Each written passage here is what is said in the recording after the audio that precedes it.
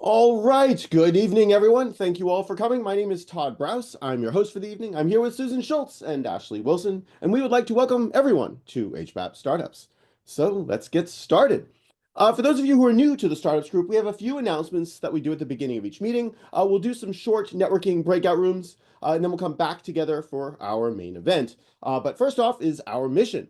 We're here to help foster and fortify an innovation and entrepreneur community coming out of the Harvard Business Analytics program. And our goal is to provide our members with the tools, knowledge, leadership, and confidence necessary to create and grow their businesses from the ground up. Susan. So there's a lot of different ways for you to stay in touch with us. So one is our website. We also have our YouTube video location where any presenter that's given us permission, we post their presentations up there. And we've had so many really cool speakers here. And then we have a newsletter. And if you're in the HBAP Slack, there's a Slack channel, Entrepreneurship. And then, as always, bring a guest. This is such a cool community, and you don't have to be from HBAP in order to belong. So come and hang out with us. And then just a reminder that the recordings will be posted publicly on YouTube. And we have a really cool speaker today. As I know you've all seen the newsletter and heard about her, Clasonda. And then next week, we have Mag Atem, who is the CEO of Elim Technologies. And she's also a project manager for Atrium Health. And she works with government agencies to provide tech consulting, but very much focused on the proper use of AI to increase productivity. In fact, this is one of her big passions, is figuring out how to help companies and people enhance productivity by using AI. And really cool person. I met her in the Cameroon trip, the one that Kelly Kimball also took. So she's going to be a great speaker as well. Then we have a couple of weeks off where we wish everybody happy holidays. Can't believe that it's already this time of the year. That's crazy.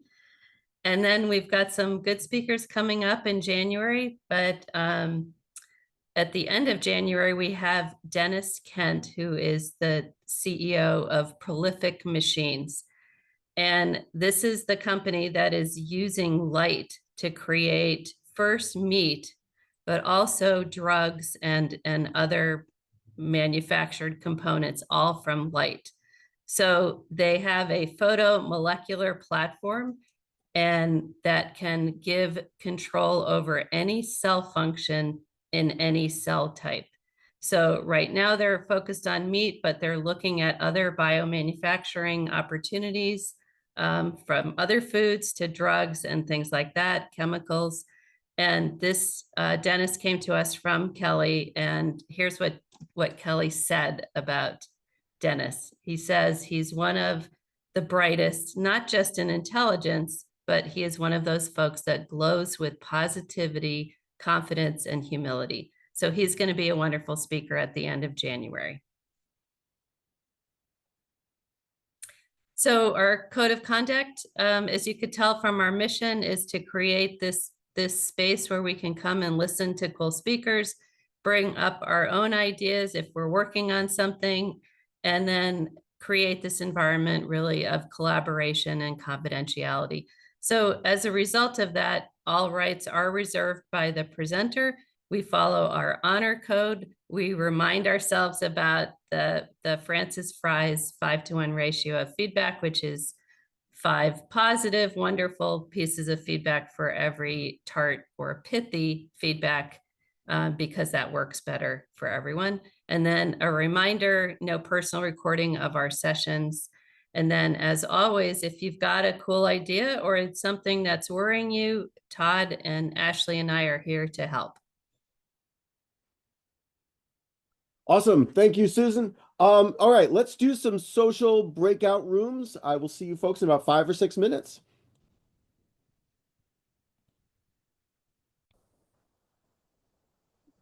Okay, don't say anything now.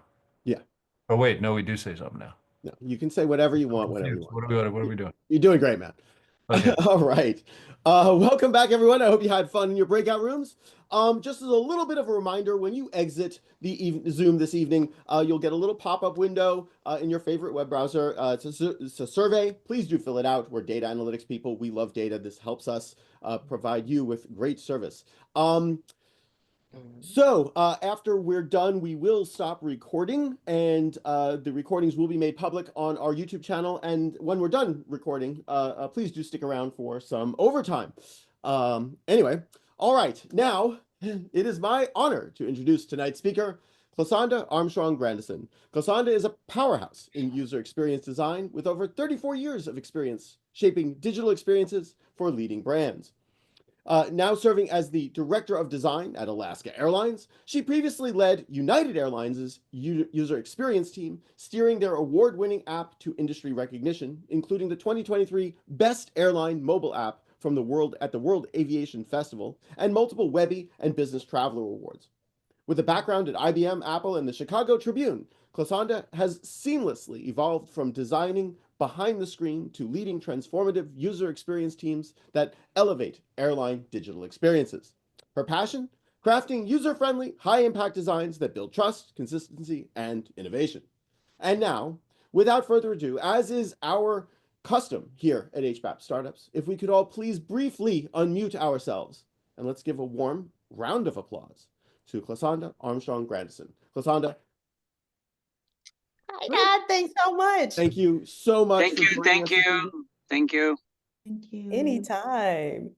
Happy to be here, everybody. I celebrate the invitation. I definitely have to kickstart by saying special thank you to Susan for thinking of me for this, and just appreciate the time that we'll have together tonight to hear a little bit about my background, and then in the end, definitely see opportunities if there's something from my professional experience that I can also assist each of you all with through our question and answer session. I'm looking forward to. Let me get started by just sharing my screen really quick. I think that might be a little bit more helpful. And thank you to Todd for letting me do the test before we got going overall. I think everybody can see that successfully. Let me know. You're looking great. All right, perfect. So again, Clasonda, and I'll tell you a little bit about the name. My father was a teacher, and he thought I was going to be a boy. So therefore, they did not have any girl names. And he went to school apparently the day I was born and said, "Hey, I had a girl. What should I name her?" And the class came up with Cassandra. And he was one of those persons that always had to do something unique. He kind of edited, and here we are with Clasonda. I don't know anyone else in the world who has my name. If they do, perhaps they saw me at some time in life, their parents or someone did, and kind of like it and took it. It's been a real challenge to hold it for my entire life. Everybody wants to add an R, but there it is. Overall, my background is shaped by being a digital designer. I really love being in brand, and so brand strategy is a key piece to what I work on. And as Todd just introduced, currently the Director of Design at Alaska Airlines. So just want to talk a little bit about myself, but before I do, I definitely wanted to say thank you again to the group for having me. I really celebrate the fact that invitations are sent out to others that of different professions just to come here and do this type of fair exchange of ideas and background. I've done a little bit of it with my team. On our biweekly team meetings, I do something called Hey Y'all, where someone is selected and they have to talk about their background and how they arrived to be on the team. And I tell you, those are truly instances where you learn something about your peers that often you didn't even know was the case. I've had designers, when they've shared, I found out they were fly fishing experts or had worked with celebrities or musicians, and never would have known that if we hadn't have had something like this dialogue open on our teams. So if you're not doing it with any other groups, I definitely encourage you to be infectious for what you've started here within your own circles, because it really does help to inspire everyone for our journey here in life, and definitely for our careers. So let's not hope I'm beach balling here. There you go. All right, so let's talk about the bio a little bit. This one's a little long, and you've heard the highlight of it and what Todd shared at the beginning. Overall, I've been in digital design for over 35 years. It started at the newspaper, really, at my university that I went to. I was an education major, art secondary education, and I had an interest in the newspaper. So I went over and joined the group, and there they were using Apple Classic machines and Quark Express, which was an early desktop publishing software, in order to lay out the newspaper itself. And that was actually where I got introduced to digital design. And while my father told me to study education, and actually he picked art secondary education as my major, I knew I never wanted to teach, but he was a teacher, and you did what daddy said. So here we are. But I always knew I was going to try to flip it and go into the corporate world and try to be an art director or something similar. So long story short, the ability to flip assisted me by the work I had done at the newspaper, where all 4 years I was a member of the newspaper team, ending up the year of 1990 when I graduated being the editor-in-chief. And when I had the newspaper under my control, I totally revamped the way it was laid out. It was no longer a newspaper, it was more like a MAGA paper that I kind of put together. So looking for opportunities to innovate have always been a part of how I've crafted any task that I've been given as far as work is concerned. But overall, as you're seeing here, and as what was already shared, being at both airlines, I had an opportunity to not only be a corporate brand manager at United, but also lead their design team. And now at Alaska Airlines, Alaska actually asked me to come, and I turned them down. And that was because they told me that I was going to have to move to Seattle. And on this slide, you're seeing my fun bunch. And the first thing that came to mind when they told me I had to move was that I'd have to leave these people. And so I didn't really want to do that, even though I knew I was looking for my next challenge. And at United, we had obtained a lot of recognition for the app and the digital experience since I had rebuilt the team in 2020. So long story short, at United, I started as a senior UX designer and in 2007. And I was a contractor, hoping that I would be able to be full-time. And because I started there, I had this experience that they were able to ask me to come back and utilize after COVID happened. But I'll get into more detail there as we go forward with the story. I definitely want to share who you're seeing on this slide right now. My immediate family, my husband, and yes, he does believe whiskey helps. He and I have been married for over 34 years. And I think whiskey is what keeps him going because he knows I'm gone a lot and can be a lot, but appreciate him. And then both girls, we have 2 girls who have always been somewhat the centerpiece of my careers. I'll talk a little bit about that as I continue to share how I've evolved to where I am today. Definitely have 2 dogs. I'm one of 4 children that my mother and my father had. I'm the middle child, so I'm the one that always holds everyone together. I have 1 brother who's not only a minister, he's also a doctor, and he also works for the federal government. So isn't that a triad? Isn't that a triad? And who you're seeing over here on the right in the older image is my father. He was also a minister as well as a teacher, as I shared earlier. And he was the authority in my home growing up. My mother was a stay-at-home mom. My dad pretty much taught school and provided for the family. And his rules of the road were what you traveled. And there were no challenges to that. But it actually assisted me, his guidance and his strength of being strict, to be able to see the opportunities that I have today, I believe. Who you're seeing over here in the corner or bottom corner are my team at United. I had over 50 designers at one point. That was during an outing that we had, and there's a few more of them in the center portion right here. From there, I don't have a picture of my new team at Alaska, but I have about 35 total designers now, including the designers that I just recently inherited from Hawaiian. And I have both sides in order to continue to move forward, improving the customer experience. But overall, this is what keeps me going, what you're seeing on the screen right now. But my experience, I'm definitely ready to do a deep dive and talk about. So after leaving Chicago State University, I got a job at the Chicago Tribune that actually my husband identified. Shortly after I had my second daughter, Cannon, he noticed they had a part-time opportunity looking for a designer to do display ad design there. So I took that role, and I was at the Tribune 6 total years, where each year I advanced to a new role. The last role that I held there was for a promotion artist, which was in their Northwest suburban office in Illinois. And then after that, I felt like I had wings to do something independent.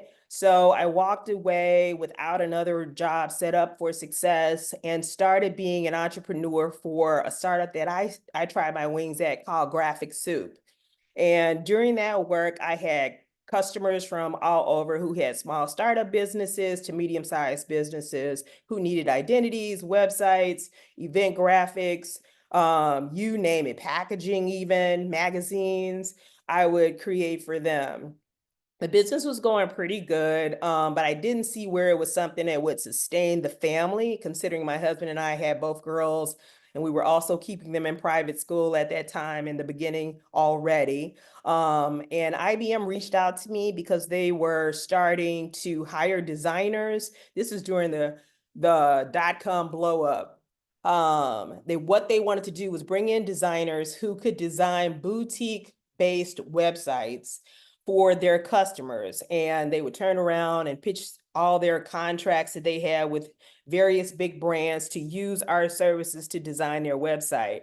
It lasted about 1.5 years until they saw that it wasn't going anywhere. Smaller startup boutiques that were doing design efforts were really much more successful, but they let me walk away with a really nice package, financially, as well as a training package to increase my knowledge of how to build and code.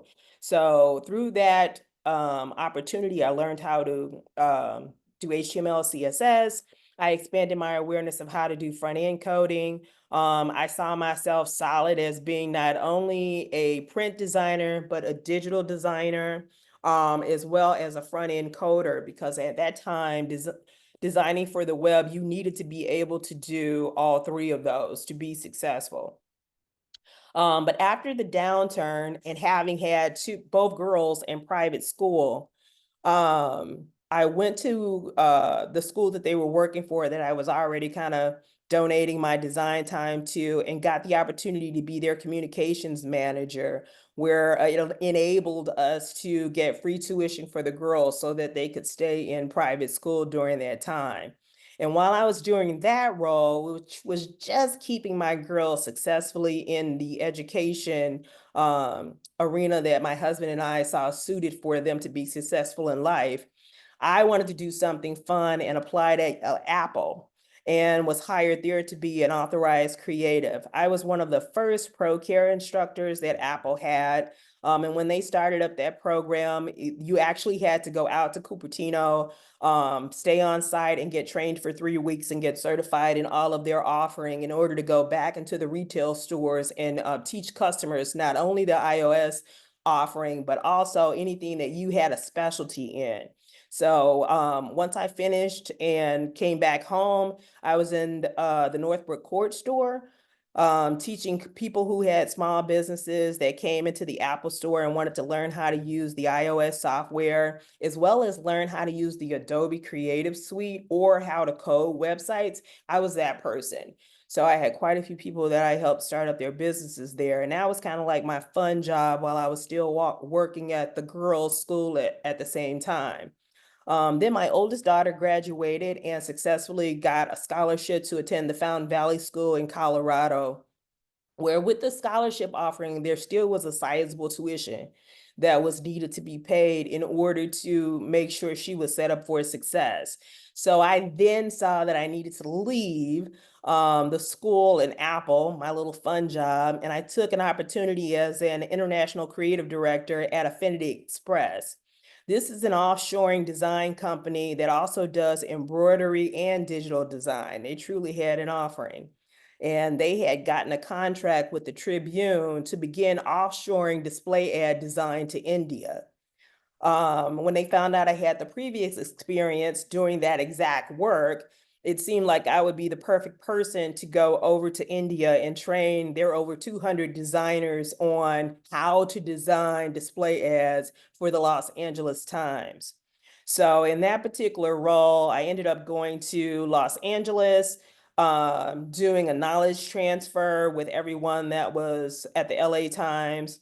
And after I completed that, I took all the new knowledge that I had formed, went over to India for about 4 months. I was positioned in Pune, India, which is really more like a college town of sorts in India.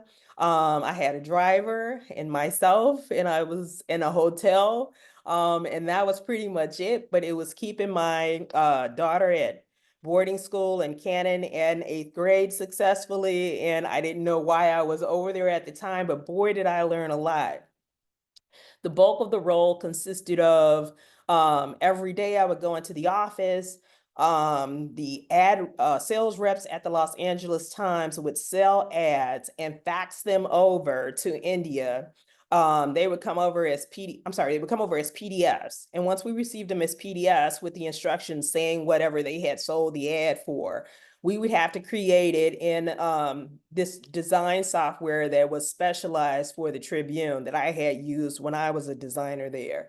And it was going pretty good, except for there was a ramp speed that was too fast for the learning curve that we had with the designers that were on staff.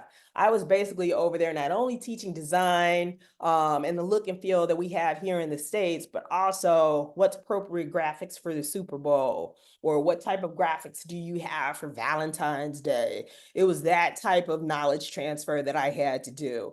And really getting back to what I originally didn't want to do, which was teach. So long story short, we got closer and closer to the holidays, and there was a clip art database that the designers could utilize. And I remember the biggest oops we had was you could type in the search bar what type of art you wanted, and the designer typed in holidays because they were looking for holiday graphics for a Christmas display ad. And what popped up other than an Easter bunny? Because yes, indeed, Easter is the holiday. And so we had a very large advertiser have his advertising run with an Easter bunny on it for Christmas. And so when I went home for Thanksgiving, I told my husband, I said, I don't think this is gonna work out. I said, I think I need to look for something else. So while I was here for Thanksgiving, I reached back out to one of the temp agencies that I was associated with, and I asked them if I could, if they had any roles. And lo and behold, they had a role at United. And so I interviewed for it, but didn't hear anything back. I got on the plane, got all the way back to Mumbai, and my husband, I think, reached out to me by email, and I called him on Skype, and he shared that I had gotten the job at United, and I didn't even continue the other leg of the flight to Pune. I turned right around, we bought a plane ticket, and I came back, and I started at United. So again, I was a contractor. I contracted for over 2.5 years as a senior UX designer, pretty much working on United when the Tulip was on the homepage. That was when I was a part of that initial team.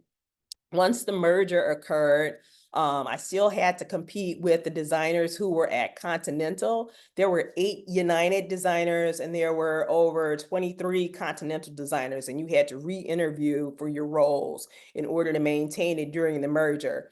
I was successful and I obtained one, maintained the same role as a senior designer.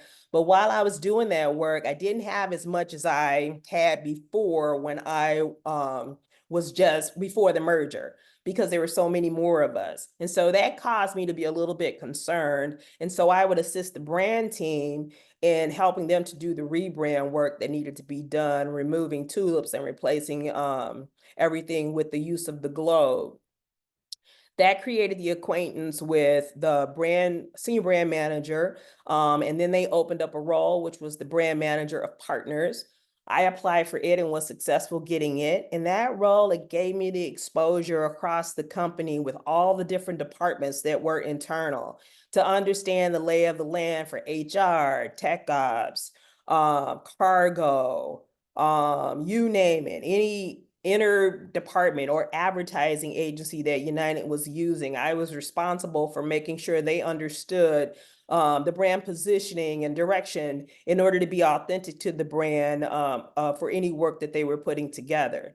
This included helping to craft the guidelines for United Polaris. I played a role during the creation of that business class product that they put in place as well, doing photo shoots. I think one of the more exciting things that I did right before I transitioned back to UX was I helped to design the tail of the current plane that's on the ground, Rhapsody Blue, that livery that United is flying today that was announced in 2019. As brand partners manager and then as manager of corporate brand strategy, just getting deeper and deeper into the brand direction and was what that role pretty much was consumed of.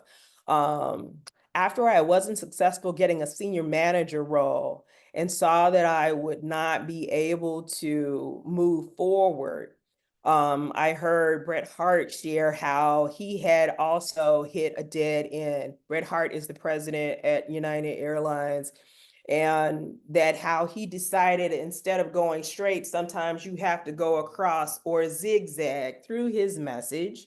I started to look for other opportunities within the company and also reached out to people that I had worked with while I was on the brand team who I knew were in technology and in other areas where my talents and design could be utilized. One day, lo and behold, I think some of that grassroots work assisted me. On the way home, I got a text message from someone saying, "Hey, would you be interested in coming over and rebuilding the design team?" Now, this was after COVID had taken place. United had 32 designers before COVID. In order to scale the airline down to survive the entire situation, volunteer separation packages were offered that all include most times travel. And so people take rate on that was really good. Everybody was like, oh yeah, because everybody was there to fly, of course. So long story short, the 32 designers that were previously there when I had taken the role and arrived in the position, I found out there were only 4 left. And I said, where did everybody go? And so I learned from my MD that I would have to rebuild the team. And that's exactly what I did. So from August of 2020, I began to publicize and rebuild the culture of the UX team that was at United. Previous to that, because I was on the team and I knew a lot of people thought it wasn't a good place to be and that you didn't have really great growth as a professional UXer to be there because the culture was a little just not as fabulous as you would prefer to work in.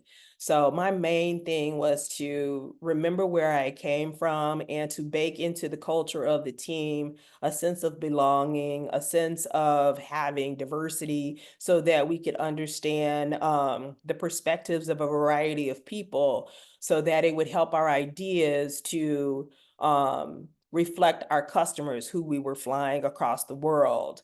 And so in rebuilding the team, we got all the way back up to 50 people. At one point, we had a lot of success that occurred, which I believe kind of gave me the opportunity to be considered by Alaska Airlines. And this past year, after thinking about it and seeing opportunities to still have a strong knit connection with my family, I took their offer and am now the director of design and with the merger with Hawaiian for both Alaska and Hawaiian Airlines.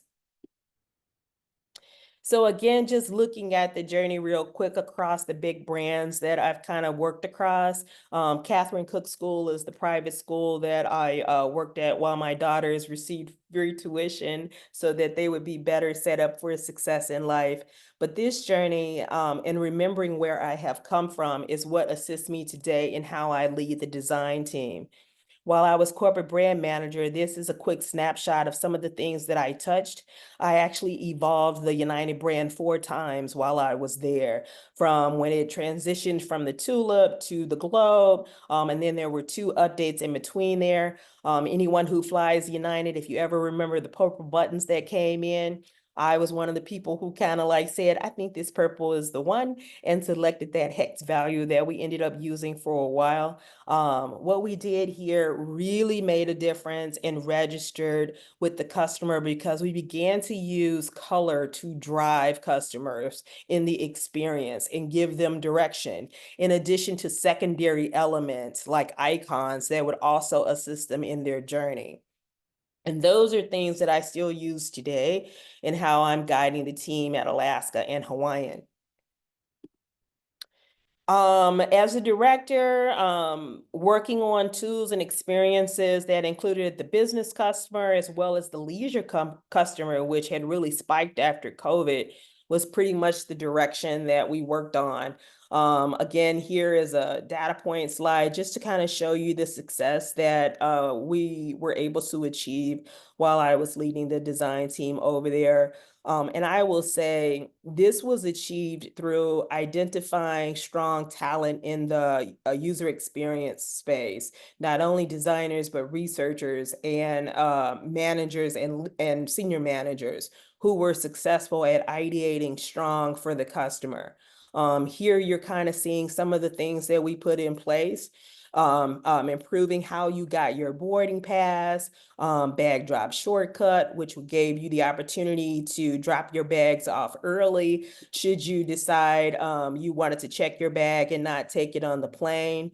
Looking at opportunities to utilize operating system technology. Apple launched Live Activity. I believe it was in late 2023 was when they launched that. We saw that as a way to bring out of the app the things that customers want to rapidly be aware of.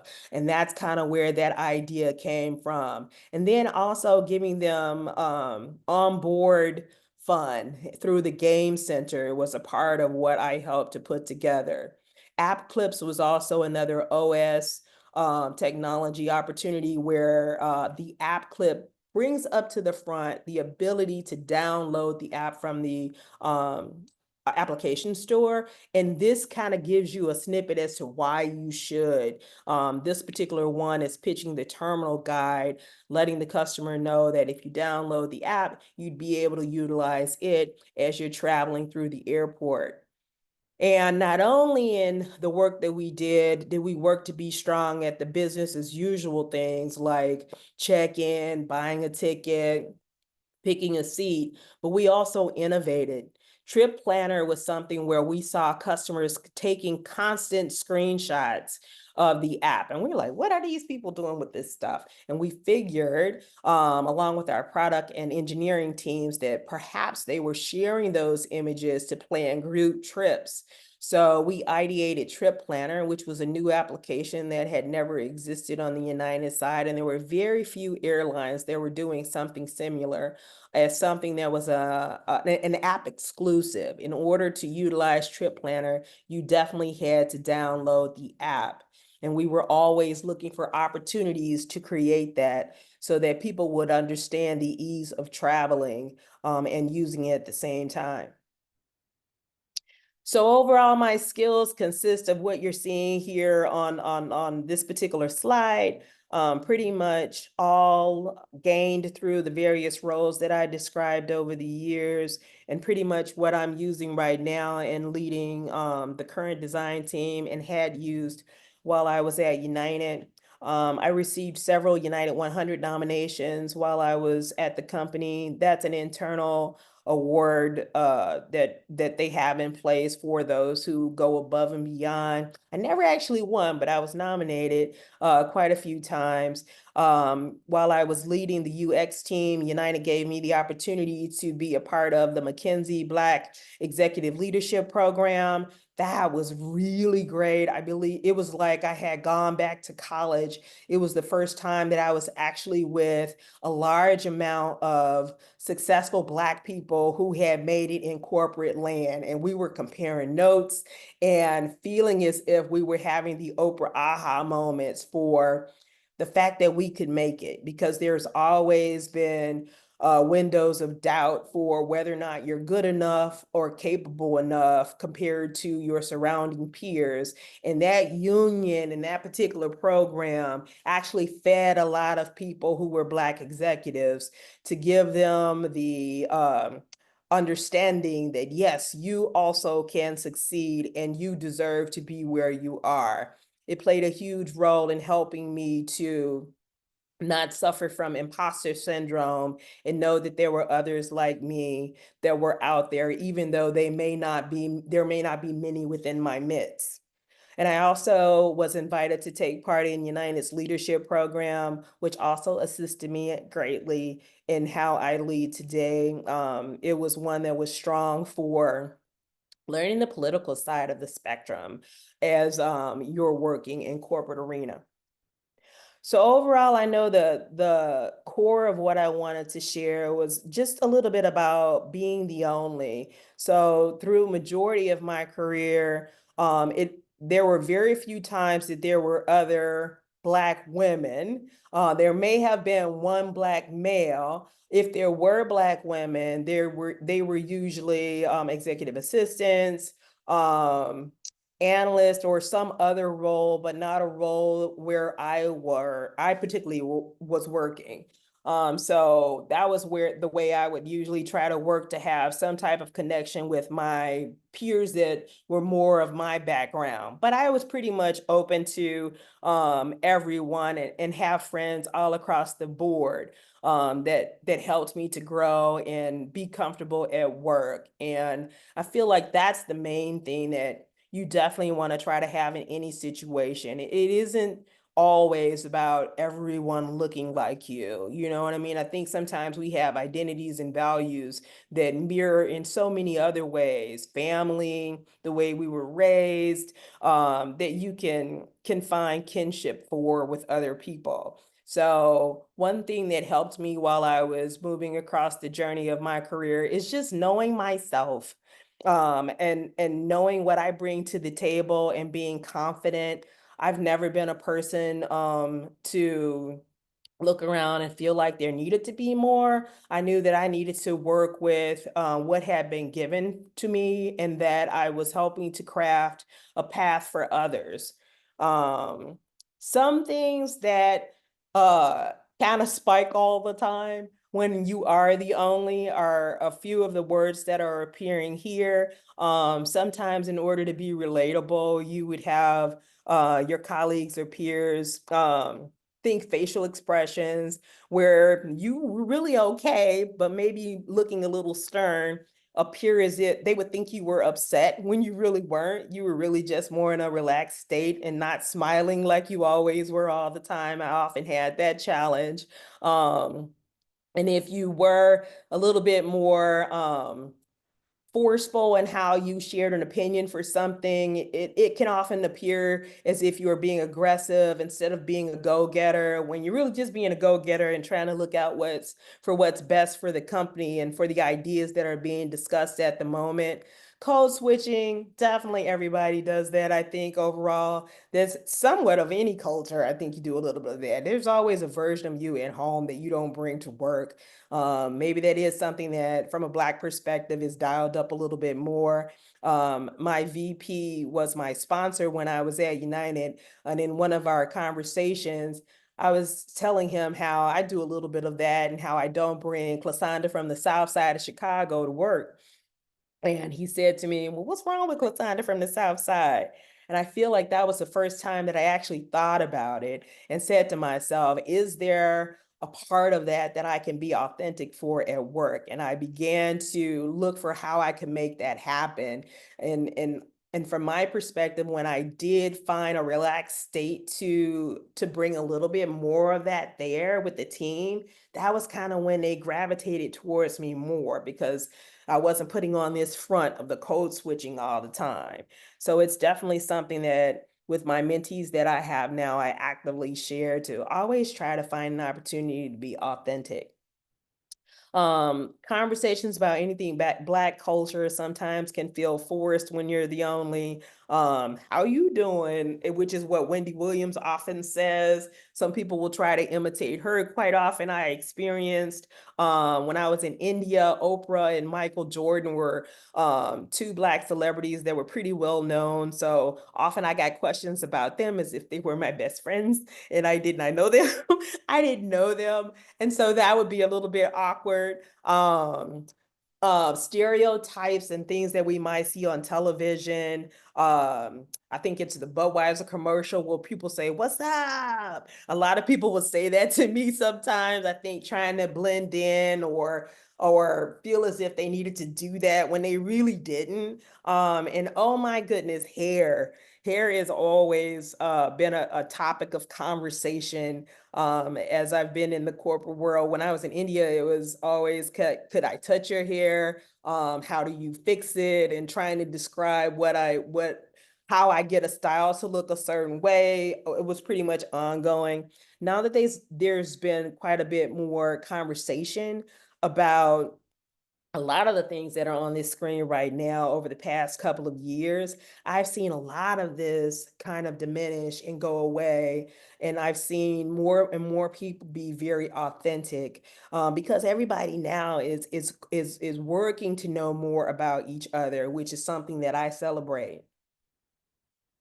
One other thing that is kind of something you'll experience when you're the only, especially if you're a Black person, are the DEI optics. So if there's a Black BRG or ERG, you are expected to take part in it or assumed to be a member. While I was at one of the airlines, I actually was asked to be on the board. And it wasn't something that I felt like from a career perspective I could say no to. So I did go ahead and follow through and successfully helped the BRG to actually grow to over 3,000 members during the time that I was on the board. But it was a part-time job, and it felt like one that I had to take on in order to maintain the role that I was in. And while I was on the board, I actually got promoted. And so the optics there, some thought I received the promotion because I was on the BRG, when I hope and believe that it was only because I was really doing a great job for the company. And it wasn't necessarily just because of what I was doing for the BRG. I know the company was thankful for that, but I definitely feel as if my talent played as the catalyst for why I got promoted. But the optics from others were, I believe, their assumptions for I got it because of what I was doing with the BRG. And often when you are the only as well, you'll get company photo shoots or marketing efforts where you'll often get asked to participate so that the company reflects their authenticity for being diverse. And so things like that, you just kind of get ready to support, and you're excited about it because you do want others like you to come and work for the company and see the opportunities that are in front of them for them to find even greater success than you have found. I've also played a role as being a fact checker for company initiatives like Martin Luther King Day. What should we do? What are appropriate graphics that we should do? Can you create graphics for Martin Luther King Day? And now Juneteenth and Black History Month have also been added into that equation as well. If there are any marketing efforts that are going out to support those particular holidays, often you are asked to review them to see if they will resonate with the company's audience or if there may be challenge with what may be said. I also was asked to create the Black Lives Matter pin while I was at United.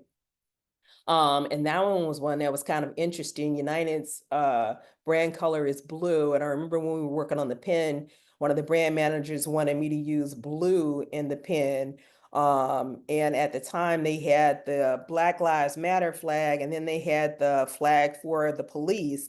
And I had to give fair warning that if we use the blue in there, it'll actually look like we're reflecting support for the police instead of the Black Lives Matter movement.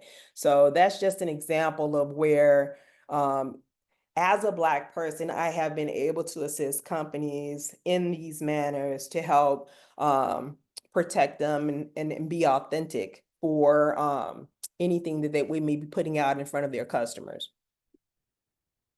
But overall, the greatest joy in being one of the only is being able to inspire and pave a path for others. One of the biggest things is having people who are fresh out of college come up to you and want to know your journey and how do you get there, and ask you to be a mentor or a sponsor or coach. Being able to go to recruiting events and for them to be able to see you as the guiding light and see through your presence the opportunities that may exist for them. I feel like that's the biggest joy. I have so many mentees. Even after leaving United, I still have quite a few that have asked me to stay with them, even though I'm no longer at the company. And I've decided to do that as well, because I want to see more and more Blacks in higher up roles as time goes on. I want to continue to be as infectious as I can to help others see themselves in opportunities that often they don't believe are there for them. And it also helps to bring authenticity, as I shared, to a company's business initiatives by having people that work there that look like your customer, so that perhaps there's something that I know we should be safe for, like I've shared with the Black Lives Matter pin, that will help the company be stronger and more successful. So overall, I'm really grateful for my journey and my career. And I'm right now just really pumped to continue to build on what I did at United at Alaska. But more important, I didn't want to leave without at least just sharing a few tips. Hopefully a little bit of my experience can help every one of you on the call in some way. So I wanted to always just give a little bit about what I learned from being on the brand team, and that in the businesses that you all have, I definitely encourage you, if you are not already doing it, to definitely understand completely your product and service offering. And remember that you're very close to it, but your customer isn't. And in that, make sure you identify a brand positioning that sets you up for how you want to create that clarity for your customer. And in doing that, also have a North Star. What are the ways you see your company being innovative or going above and beyond in the industry that it's in? And that's a lot of the takeaway from what the focus that I had at United, to try to do more than just a travel experience. Are there things that we can learn from social media, from other industries, that can be baked into our offering here that customers will identify, because they always have TikTok in their hands and they are able to use a heart to like something. That trip planner experience and just selecting a flight through a heart is the same experience as liking an emote, a TikTok video or something on Facebook. So those type of things that are already familiar to the customer, how can you inject those into your digital experience, especially for your particular brand, helping it to have a personality that rings clear with your customer. I also encourage everyone to make sure you have a strong identity that's clear to your customer and they know exactly what it is that your company provides, either the product or the service, whatever it may be. Definitely understand your competitor landscape. Look at what they're doing that's successful, and then how can you pivot to build on that to make it even stronger. Definitely utilizing technology, if at all possible, for the assist. and look out at updates in technology. So Apple every year has these developer conferences where they launch new things like live activity widgets. Take a look at those. Don't miss those new add-ons. I know they just baked into the operating system, they just launched a huge offering for accessibility. How can you look at those new opportunities to bake better accessibility into your digital experience so that anyone can use your website or your app in order to be aware of your product and service offering. And always work to be authentic and thoughtful. I think the world can be very mean these days, and gravitating towards a company that shows itself to be thoughtful, especially as far as the environment is concerned and sustainability. I think it's really huge. Our Gen Zers are really into companies that are looking at how we can protect our earth. So making sure you keep thoughtfulness in mind and sustainability is something that I would also put out there as for everyone to take a look at. And really look at how can you get customers to fangirl your brand? How can you have your brand register in a Beyonce moment is what I'm saying there for customers. And I think the best example to try to help show you what I mean there is how there's so many people who love Apple. You know what I mean? And there are reasons to believe in that. And then there's just the opposite. Some people are diehards for Android. So how can you create that for your particular company and product and service offering is definitely what I would advise as well. As far as AI is concerned, because I know that's the meat and potatoes of this particular group, I've utilized a lot of generative AI because we've done that quite a bit already in the past at the companies using machine learning. How can we identify in our digital experiences that we understand our customer by presenting offers or opportunities to choose how they want to fly in their experience by what they've done in the past. And I think the biggest use of something other than generative AI would be the opportunity to inspire people for travel, be able to type into a search bar, where can I go that has beach, sun, and I can fly fish and have AI be able to, that's baked into the website, tell you what destinations you could fly to that would enable you to do that. So we're continuing to look for other opportunities as well where AI can play a role, but those are the ones that I've been most familiar with as well. But overall, I just wanted to say thank you for sure to everyone for the share. I hope I didn't bore anybody. I hope you'll learn something new, even if it's just to have a lens for part of the career that I just talked about, and something to think about next time you're working alongside someone who may look a little bit different than you. And thank you so much for any questions that you may have.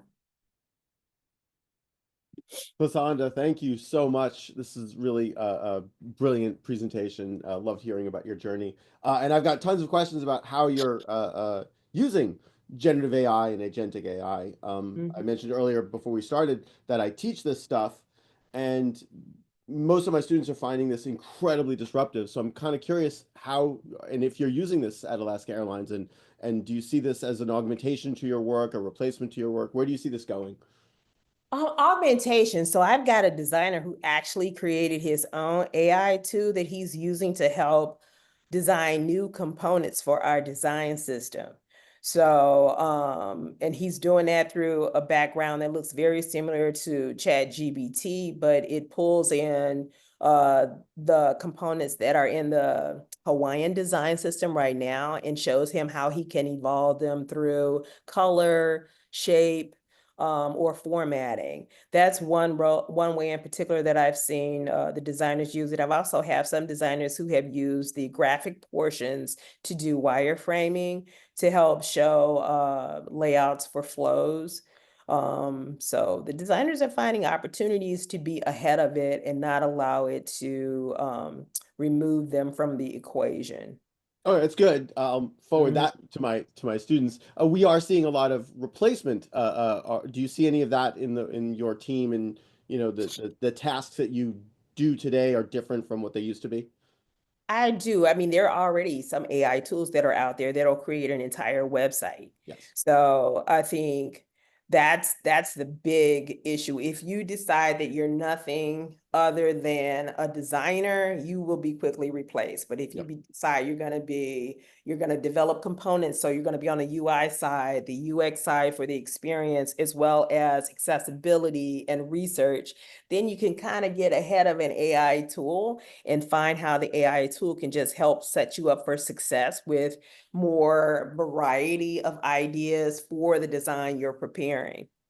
Got it. Yeah, no, we now have generative user interface and generative user experience now. So it's like, well, wait, my job just got replaced, and that's staying on top of it, staying ahead of it is definitely a challenge for me and for my students. Thank you. All right.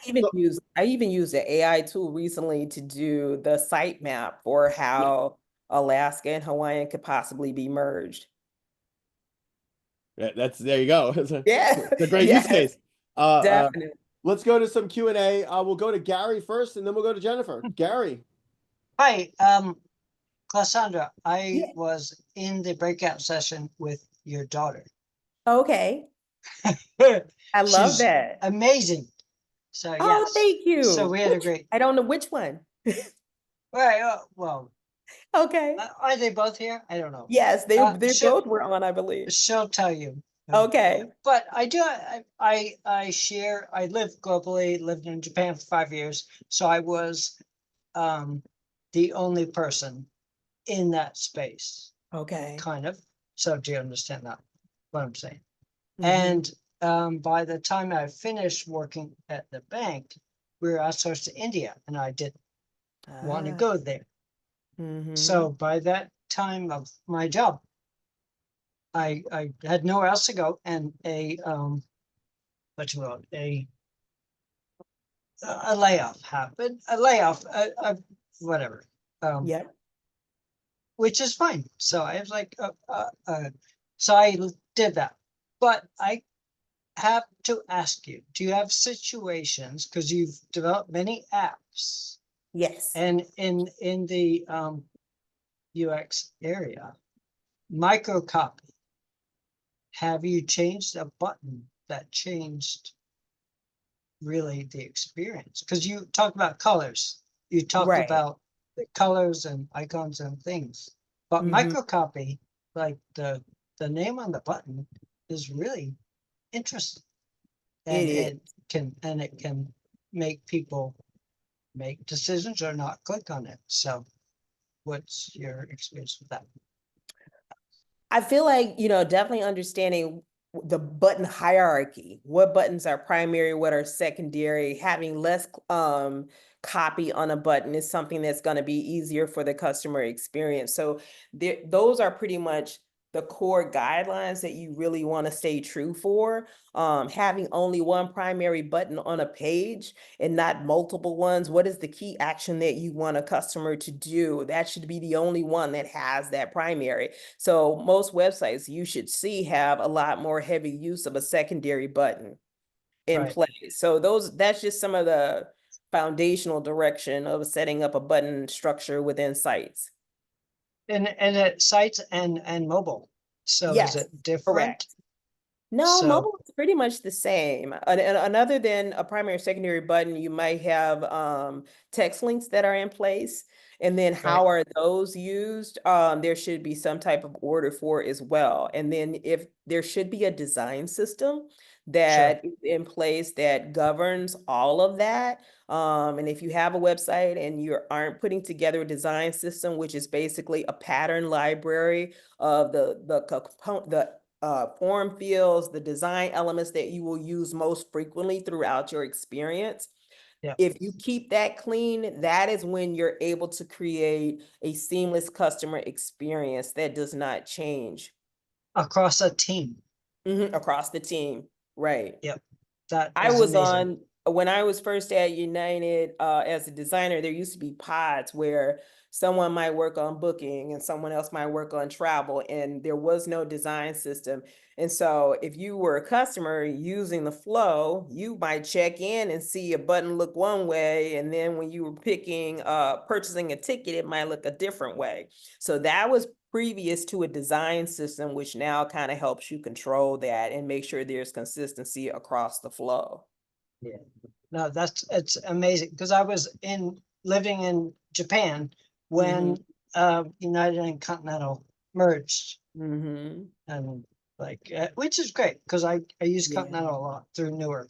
But yeah, but I appreciate your work Oh, thank and you. your Thank you. comments that you just did, because it's important, and Definitely. it's details. Details Yes, is a right. thing that people don't understand, and microcopy, like little small button things, Mhm. make a big deal. Thanks, So, Cass. Yes, thank the you, details, thank you. the details are very important from a designer perspective. Cass, we're gonna go to you in a minute. Jennifer, and then we'll go to Victor. Hey, thank you so much, Clasonda, for sharing your beautiful journey and then all the inspiring uh, comments and all that. And I have two questions. First of all, I'm wondering, actually, I really like I've been using United a lot. And then recently I started using more like miles to exchange for awards and stuff like that for Okay. Alaska Airlines. And then I'm thinking, oh, it's actually not as good as United. And then when I see Todd posted on this, I said, I have to come to this one, and then ask but then now I realized that yeah, you're working on the Alaska one, and then you are going to make it great. So thank you so much for that first. Fingers crossed. Definitely. Yes. Right. And I would say this time next year, feel free to inbox me through the group if you're not seeing a better experience. I will say this about Alaska. They had not had a design director for 14 months. So, and their design system is still getting ramped up. So I'm able to bring in all the best practices that I was able to identify with my team at United, and to help set up our Alaska team and our Hawaiian team now for success. And hopefully the customer will be just totally loving what they see this time next year. Yeah, that sounds great. So, so my first question is, do you actually like when you do all these designs, are you listening to customers and then get the customers' ideas, and Yes. how do you get that? Definitely. So I always have a research team. On both airlines, there were only 3 researchers. We also utilize user testing, which is a software company that will assist you with having customers that you can put your interface in front of and see what that experience is like. You can record it, have takeaways. You can put prototypes in front of them in order to understand if what you have designed is hitting the mark for the problem that you're trying to solve. So yes, that is done quite a bit. Even right before I left United was when we updated the app to have the brighter blue buttons that are on there. Even before that new direction to the look and feel changed, it was tested. And I'll actually share a little bit of challenge that was identified. We started to use a custom font instead of using a native font for an app. And quite a few customers blew me up on Reddit and on Flyer Talk saying, I don't know why you all changed that font. It's hard to read. And was it beneficial to suffer the customer experience just to be in brand, which was a fair point. And after kind of seeing that feedback come back, it actually had tested pretty good when we put it in front of the customer, but once it launched live, we really got a lot of flack for it. We rolled that font back and went back to using native fonts. So if there's anybody building an app out there, I would actually recommend you stay within the native font base. Roboto is one. I think an SF. I can't remember the name of the other one that we use on the iOS system. But yes, testing is definitely key. Platforms like user testing assist you with that. Accessibility is also something that you should be working on as well, so that your app or your website can be utilized. One of the readers, so that customers who may be blind or deaf still have the ability to use it. And for that, I've always partnered with Level Access, which is a third-party company that specializes in accessibility. And because they are so very familiar with the WCAG guidelines, it helps us to be dangerous enough on our own, but go to them if we want to be experts at it. Thank you so much. And the Mhm. second question is actually, I read the news this morning that Alaska and Hawaii actually are going to fly to Japan and Korea next year. Yeah, it sounds so Definitely. exciting. And they say Yeah. because of the merger and then the aircraft have a wider body, so they're going to do that. So because I was originally from Taipei, Taiwan, and I flew over there like quite often, so I'm so excited.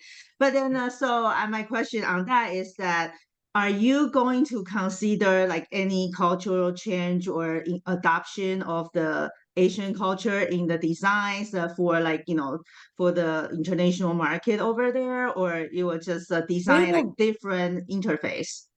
We'll Thanks. definitely be authentic to the brand because we're going to be introducing both airline brands to the new customer that is over there. And we will definitely work to be thoughtful for any traditions or cultures that we find that we need to make sure we address.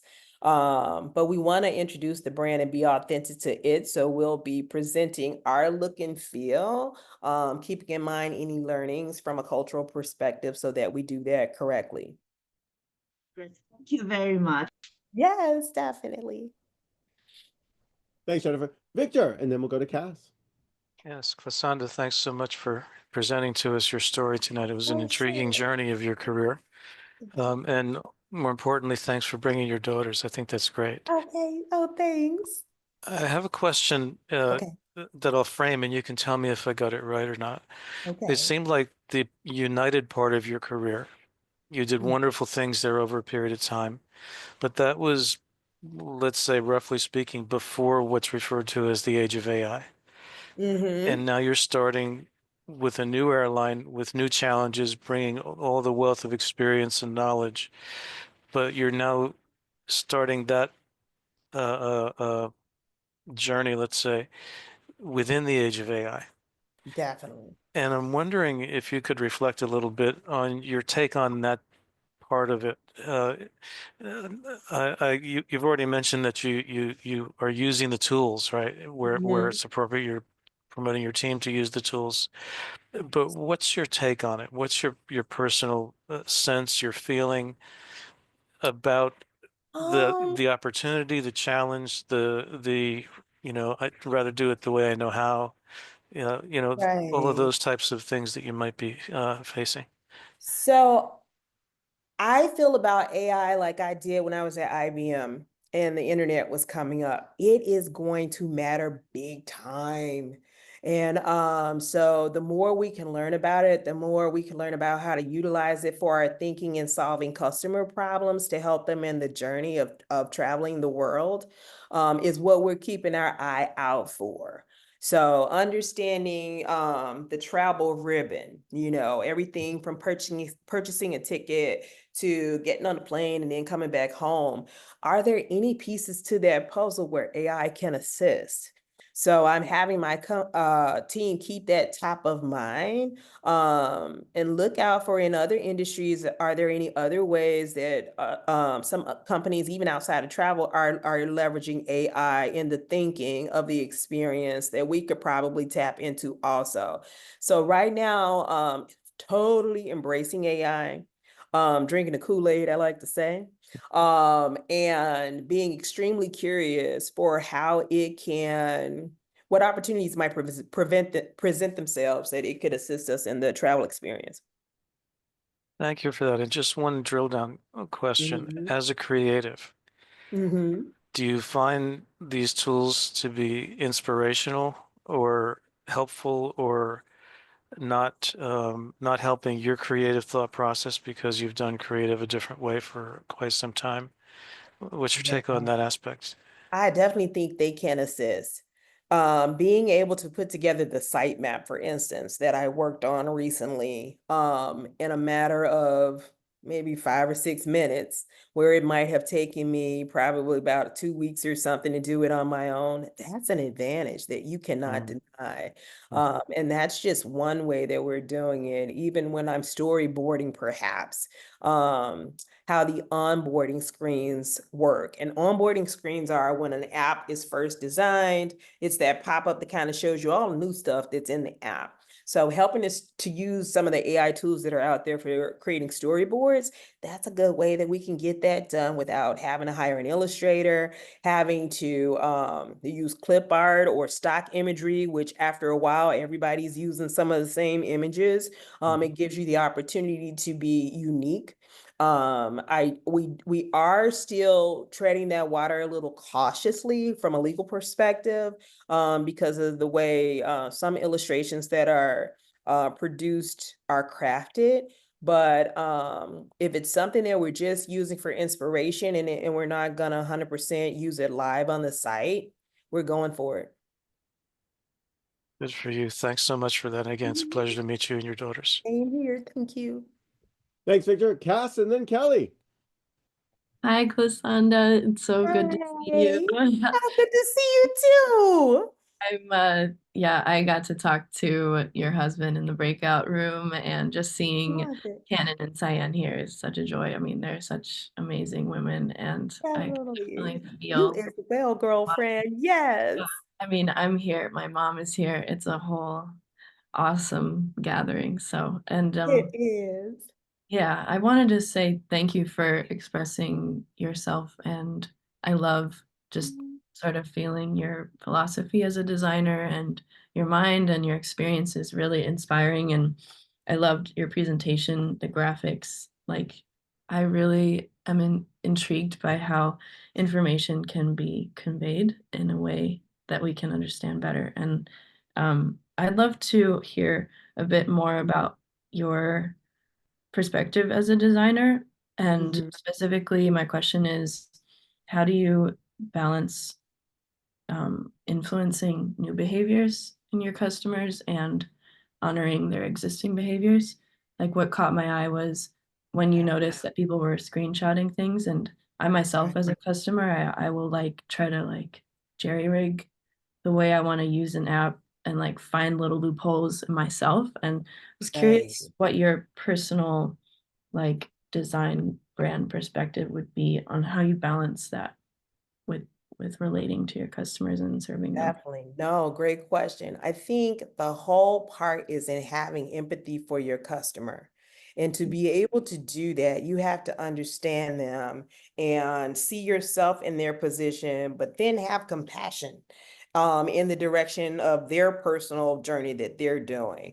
So just staying curious for how they might be finding new ways to use the tool, or something that we're not serving up directly by their behavior is what we keep our eyes out for. The surveys that you get at the end of the flight, all of those are always reviewed. Also, the NPS scores that come over, we hear from what the customer thinks about the digital experience also plays a role. The user testing and research to bring in customers just to show them ideas for how we think we can improve the experience, to get that exchange of feedback, to understand if there's more that we can do, and then proactively making changes in that direction. It's not just gathering that new knowledge, but it's acting upon it in a way, if at all possible.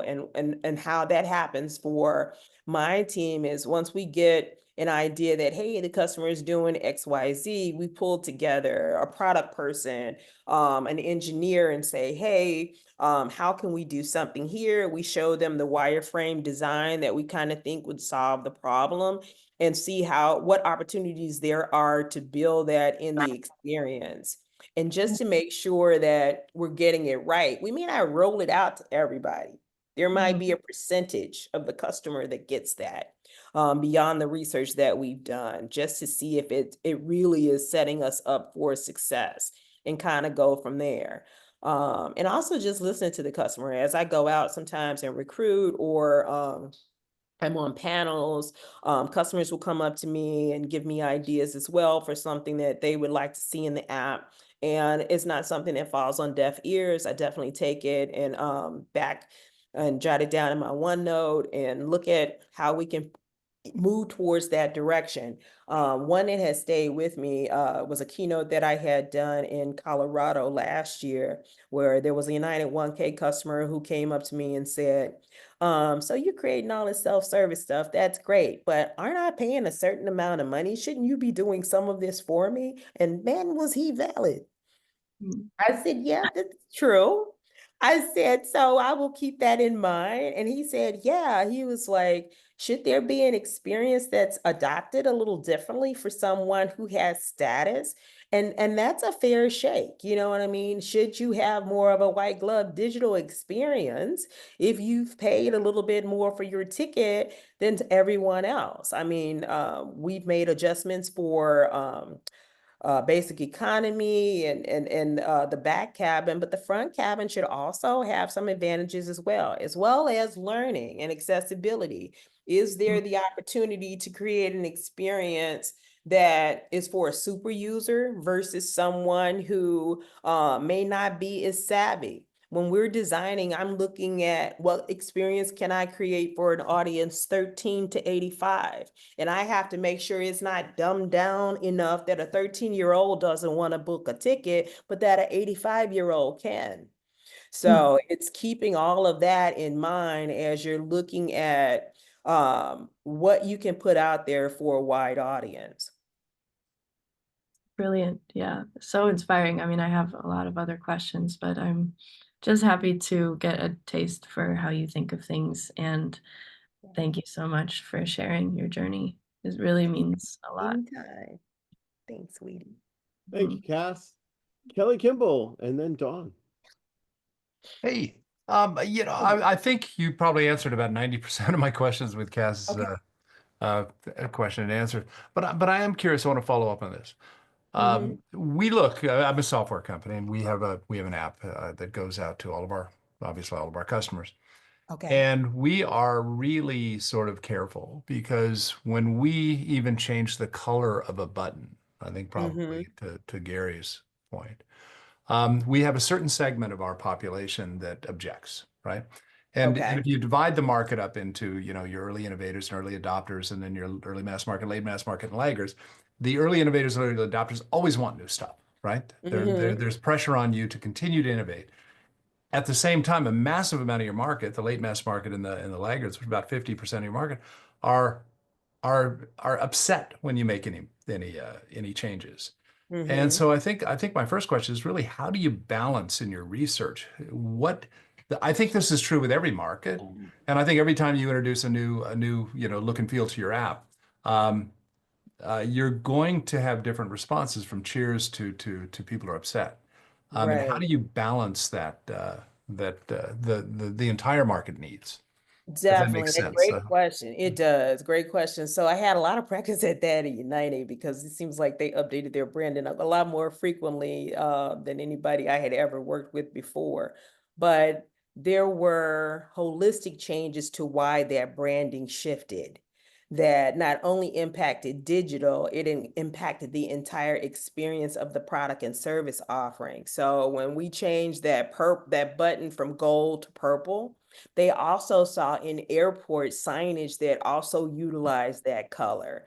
So when you're doing something that's a one-off, yes, you're gonna probably irritate your customer. But if they see that it's a part of a holistic plan or strategy that it's unfolding in front of them in your entire offering, it's a little bit more well received.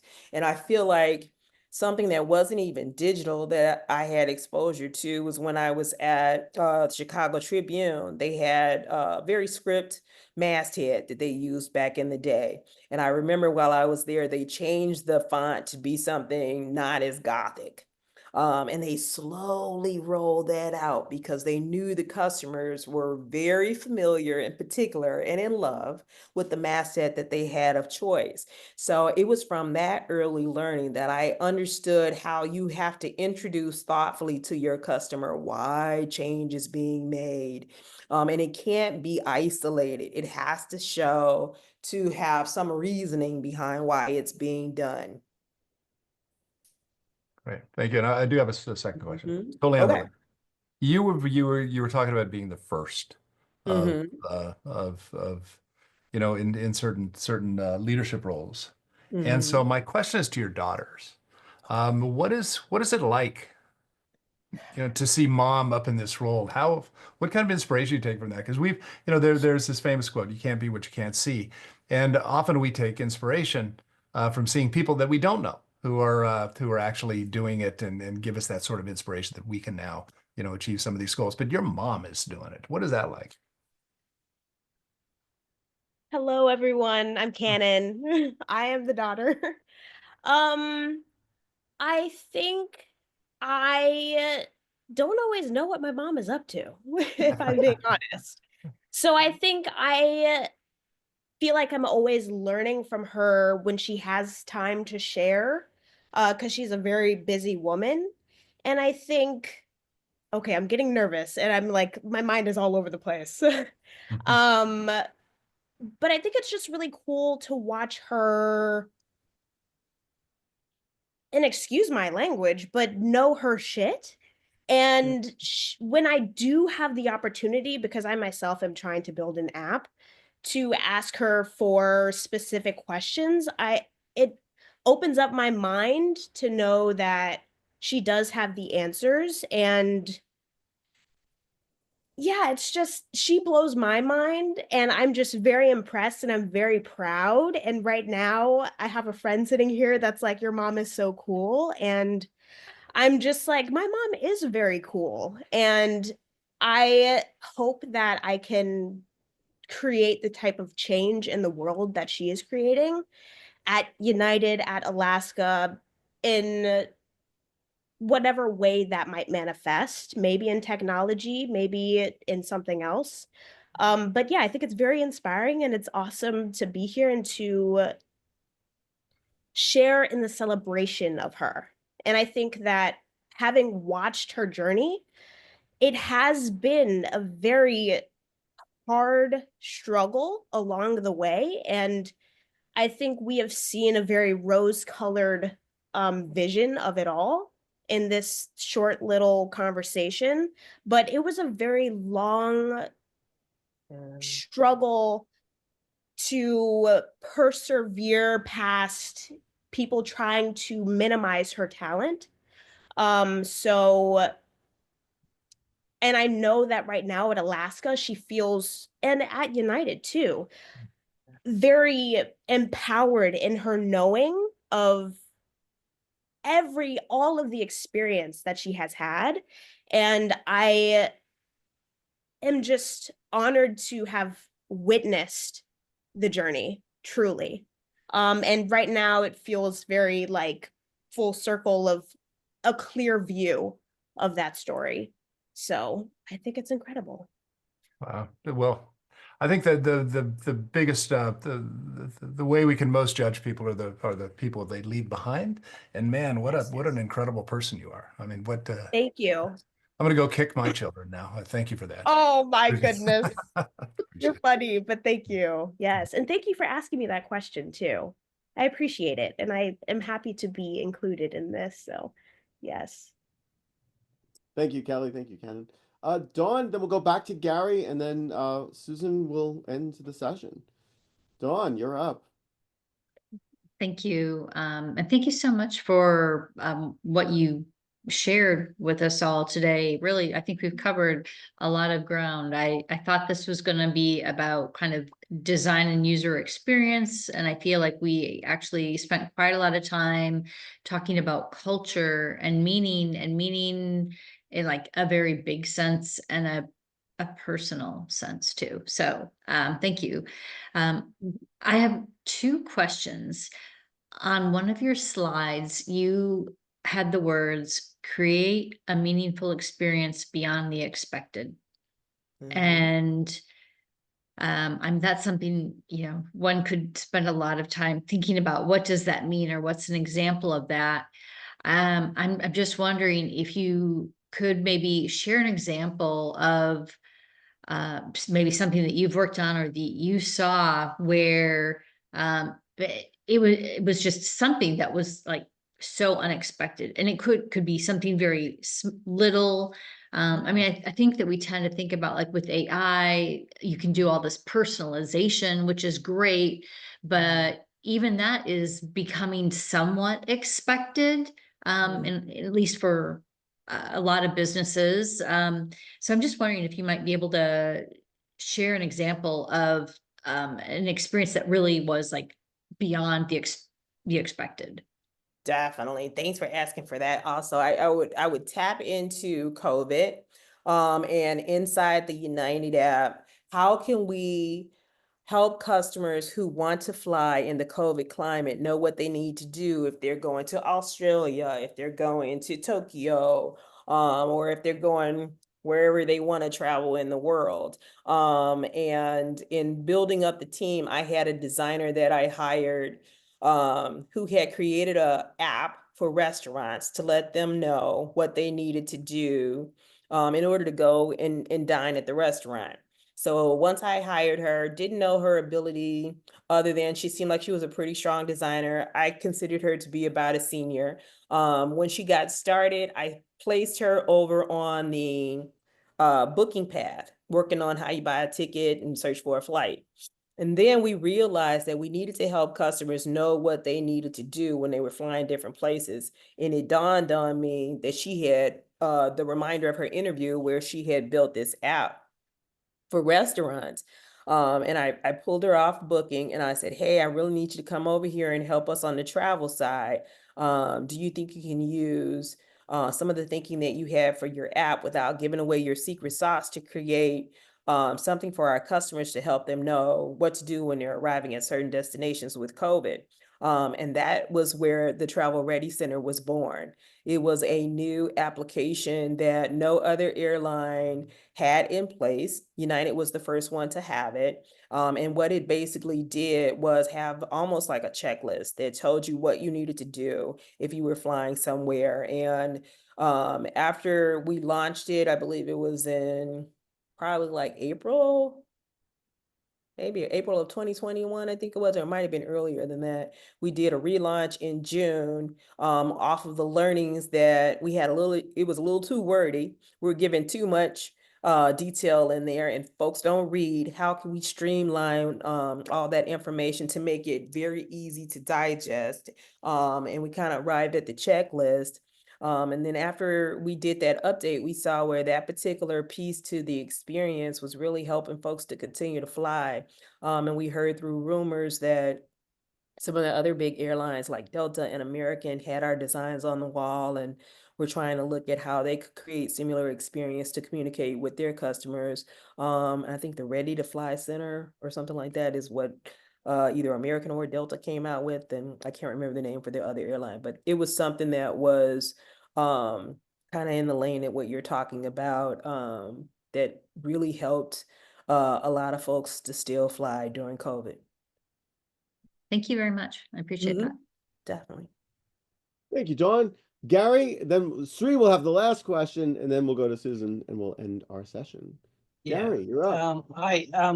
Yeah, Cannon was your daughter that I met. So Yeah. Okay. so she was absolutely amazing. But I work in hotels, so all of what you're saying is the whole experience from making the reservation to getting there to checking in to leaving.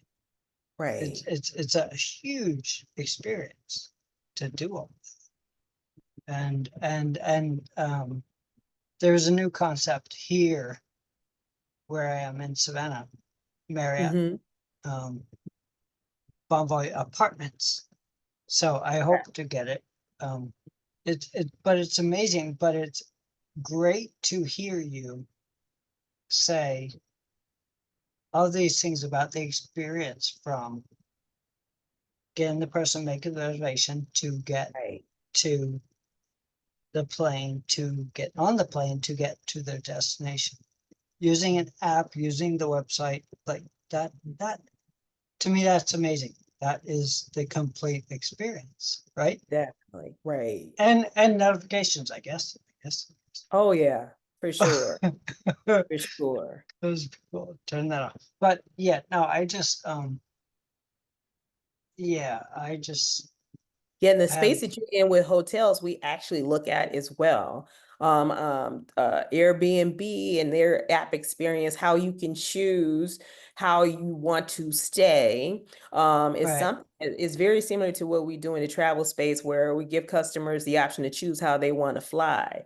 And I Right. know I was hearing you share about the apartment offering that Marriott has. It does sound like that is something that they've propped up to help support them against what Airbnb and Vrbo are bringing to yes, the table. So then yes. the question for me is, when I go to my Marriott app next time, I wonder how are they going to get me excited about using that offering? How do they begin to put in front of customers the variety with clarity so Yep. that they can choose those type of experiences? And I think there's a lot of learnings in the navigation of Airbnb, how they have, I want to stay on a beach, or I want to stay somewhere where I can ski, where Right. themes might play a huge role in how you help to get customers to understand that perspective. Right. But it's 157 apartments in a confined space. Wow. I say confined in a good way. Like, Mhm. so you're not across the whole city. You're there and you've got Yeah. support. So 157 fully contained apartments. It's Mhm. it's better than Airbnb. You got a safe space. I don't know. So Yeah. again, I would bite at that, yeah, because I think there's a lot of people who like the Airbnb model, but may not necessarily prefer being in a personal person's property. home. You know what I mean? Yeah. Right. So I think the security that someone feels from being at, a legacy brand like Marriott would make me do that. Yep. I'd Yeah. stay. Yeah. And Yeah. we did the case, and a lot of people said, yeah, they would stay at the corporate hotel, but Mhm. do Airbnb afterwards with the family. So, Definitely. which Okay. is fine. But this is a different concept. But I appreciate like how everything you said can translate to what this is going to be, and how we can encourage people to stay with us, Mhm. because we need to reach out. We need to train people and make them learn about what this is. It's apartments, Marriott Yeah. apartments, but Right. you can stay one night, 3 nights, 5 nights. It's a hotel, but fully furnished apartments. So anyway, I love that. I think, and just as when people are getting an apartment to live in for long term, walking score will matter. How can you Yep. share up what's nearby? Sure. Restaurants, Yep. shopping, the whole nine. Those are all Yeah. things that would inspire people to also want to stay there, Yeah. because it's a little more long term than your traditional hotel stay. Sure.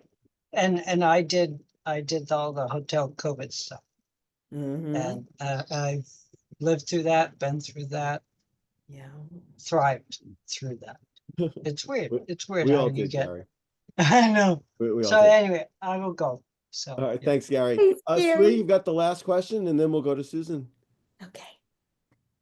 Fantastic. It's beautiful listening to your story here. Thank you so much for taking time. And I could really relate it because I developed in my Orality, which is the podcasting platform app. I kind of see how you listen to the customer and try to cater to the needs, and that's very commendable, because it's all ultimately matters to listening to the customer. So thank you for Yes. that. One thing which I wanted to ask you about is the cycle of release. Was it like a frequency? Was it like say I develop a software, so in this case you did do like a short sprint cycles, or you said no, give it as much time as possible to go through kind of a 6-week cycle, 8-week cycle like that, a long sprint cycle. So is that something, any learnings from that? One question, I'll ask the second question, I'll leave it to you to answer or skip. Second one was there any point of time where you felt like, this is it, I'm giving up? This is not working for me. Like, how did you really, what did you tell yourself to say, no, let me try something different and try to, like, failure is not the opposite of success. Failure is part of success, as they say. So thank you. Definitely. Thanks for both questions. I think with the first, flexibility in the sprint pattern is what you definitely need based off of what it is you're trying to solve. There are some things that we see opportunities to have a quick win for. So let's hurry up and get that out, or at least serve it up to a percentage of the audience to see if we're on to something. But then there are larger ideas that sometimes the longer sprint cycle is worth fighting to try to get on the table. The way I usually have my designers start on any effort is to look at an option in the design that's good, better, and best. And then that best solution, it should be, truly what we should have out there. And in that triad presentation, if there are things there that are worth saying, hey, we need to go a little deeper so that we can get to this, putting out something short of this won't be worth the effort, then the longer sprint cycle is in play. But we try to be as agile as possible overall as we're working across the board. Setting up design thinking sessions rapidly to get quick ideas across all stakeholders within teams to make sure we're capturing what we need to know about the experiences, the services that need to get called in to set it up for success. So being flexible there, and I feel like looking at what the end goal for the experience is and letting that hopefully be the driver. If you can get that conversation to work with your engineering team is always a fun task. And the customer. Yes. And then time when I wanted to give up. Yes. When I wasn't able to see myself get the opportunity to get promoted to senior manager while I was on the brand team was one time that was truly, I feel like my lowest moment ever. One that during that time period of about 1.5 years that I really wanted to just walk away. There actually was a senior manager role that was posted that I applied for. I did not get. Someone else received the role who didn't have as much experience from a brand perspective as I did, but I did understand later why that person was the stronger one for the role. And instead of allowing it to crush me and say, forget this, I'm gone, and quit, I kind of hung in there. And while I still did the role that I was really strong at, which was branding, I observed what that person brought to the table that made them more superior than I, and became a sponge to the learnings that I saw. And that was kind of what I helped to use to create a fire in my belly to stay in the game. And then also hearing the story that Bret Hart shared about how he needed to perhaps not navigate his career in a straight line, but perhaps zigzag or go side to side, whatever that pattern needs to be to find success, be willing to make that happen. And that was the opportunity that unfolded when I was asked to come back to where I started at United in UX to rebuild the team. And then even after last year, just before leaving United to come to Alaska, I felt as if I had achieved as much as I could for this team. And I also, at the team at United, and that I also want to always create opportunities for elevation of the talent that's there. So I had actively started looking for a new role that made sense for me for another maybe 5 to 6 years, because I think about after that, I'm ready to settle down and knit all day. And it was when I saw the opportunity at Alaska that I applied. And believe it or not, right after I applied, I got a rejection email that came back that said that I was not going to be further considered for the job. And you know what happens when you get that. You go, I didn't want it anyway. That's okay. Forget that. And then it just so happens that after I went to a Figma conference, I met some of the Alaska team who was presenting at that conference. I met the person who was over their design system and two of their designers. And then a few weeks after that, I got an HR call from Alaska saying, hey, you applied for our director of design role. Are you still interested? And I was like, yeah, I got a rejection letter though. And they were like, we don't know what that was about, but if you're interested, we still would love to talk to you about it.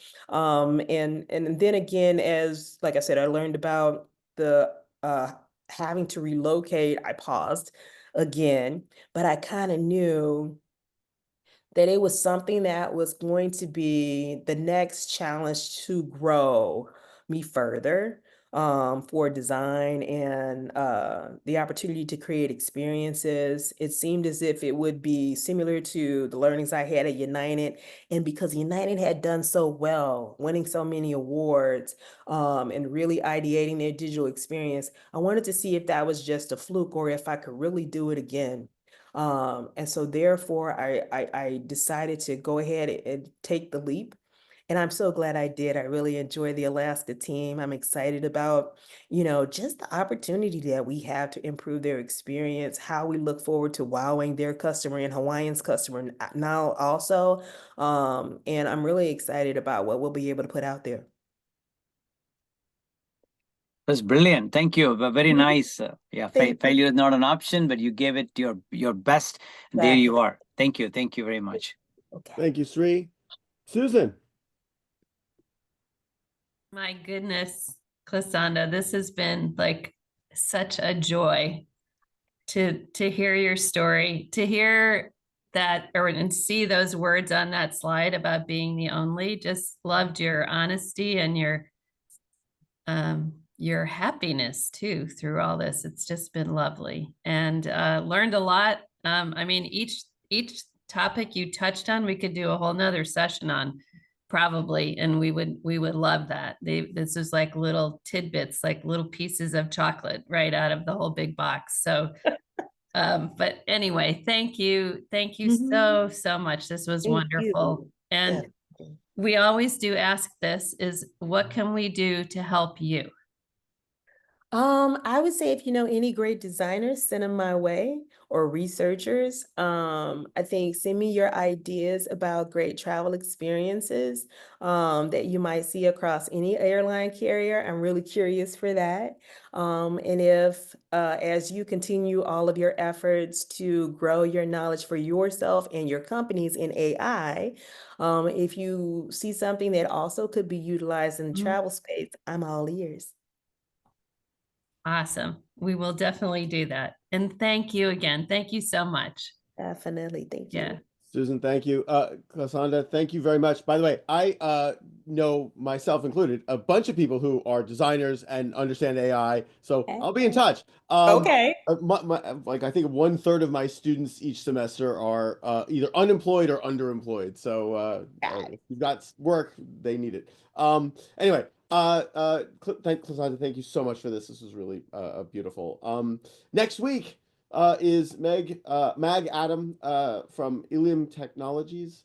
Please join us next week. We will see you all of you then. I'm going to end the recording, but please do stick around for some overtime. And we will be here till, I guess, like 11, 12, 1 o'clock in the morning, however late you guys want to stick around. All right. Thank you all for coming. Let's do some overtime.